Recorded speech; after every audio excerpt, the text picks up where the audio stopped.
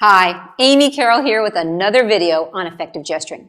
You may have seen one of my earlier videos either on the benefits of gesturing or guidelines of effective gesturing.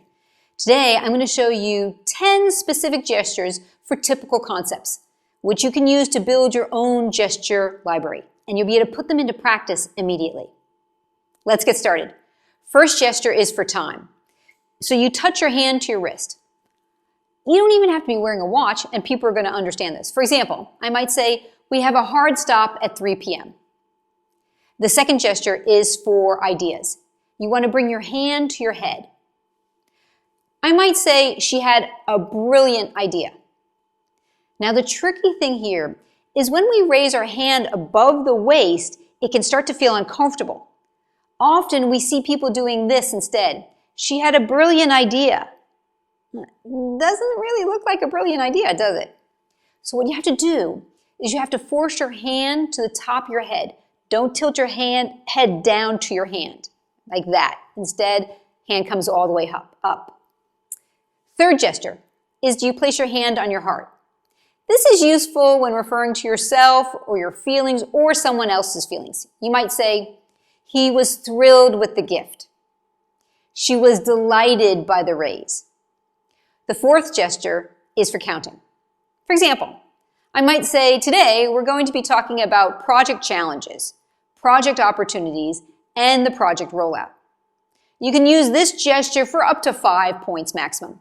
Anything over 5 points, use what we call a timeline. We have 9 projects we're going to be rolling out this year.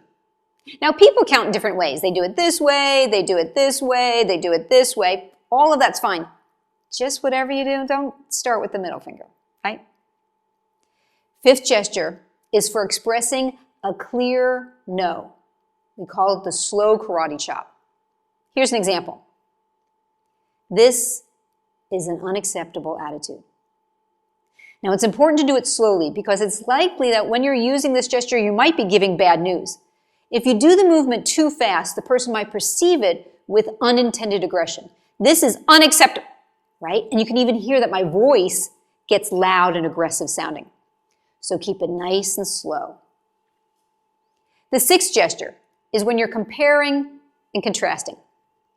I often have a hard time choosing between chocolate with nuts and chocolate with caramel, so I usually take both. Seventh gesture is for location. We flew from Singapore to San Francisco and then back to Switzerland. Wherever your location is, that's where you put your hand in the center.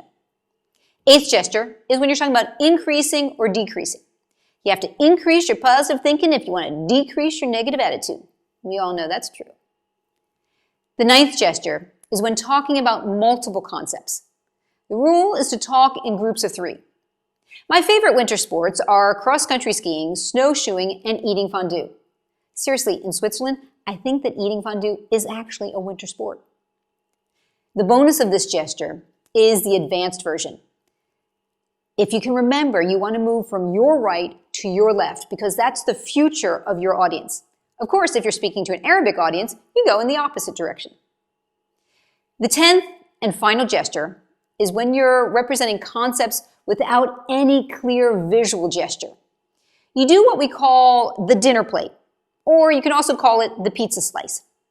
You put your hands in front of you. For example, you might be talking about the target, the team, the project, the focus, the strategy.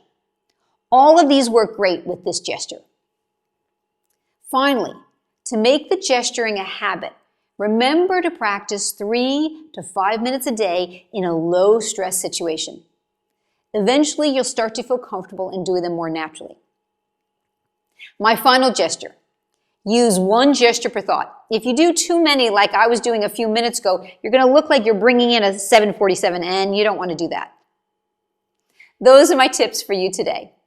If you enjoyed watching this video and you want additional ideas on becoming a more powerful communicator, feel free to connect with me on any of my social media channels, Amy Carroll Coaching, or check out my book, The Ego Tango.